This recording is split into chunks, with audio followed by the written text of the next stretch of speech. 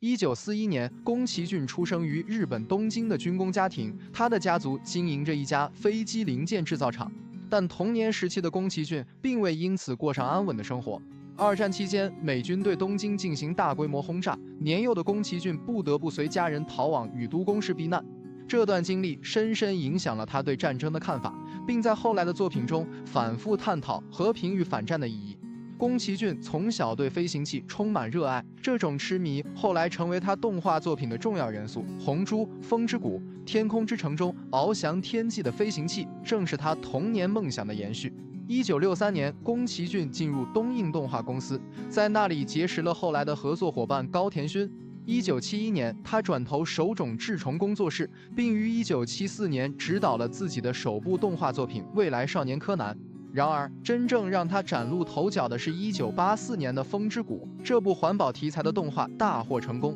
并促使他在1985年创立了吉卜力工作室。吉卜力的成立标志着宫崎骏动画事业的巅峰。此后，他创作了《龙猫》《魔女宅急便》《幽灵公主》《千与千寻》等一系列经典作品，不仅在日本国内创下票房纪录，更在全球范围内赢得无数赞誉。宫崎骏的作品充满了对自然、人性与和平的深刻思考。风之谷中的福海象征人类对自然的破坏，幽灵公主探讨人类与森林的冲突，千与千寻则展现少女千寻的成长与自我救赎。他的动画风格独树一帜，细腻的手绘画面，天马行空的想象，让他的作品成为动画史上不朽的经典。2014年，宫崎骏荣获奥斯卡终身成就奖，这是对他艺术生涯的最高肯定。宫崎骏的职业生涯并非一帆风顺，动画制作是一项极其繁重的工作，吉卜力的每部作品都需要数十万张手绘原画。他曾因工作压力多次宣布退休，从1986年的《天空之城》起，几乎每部作品完工，他都会宣布退休，但最终又忍不住重返创作。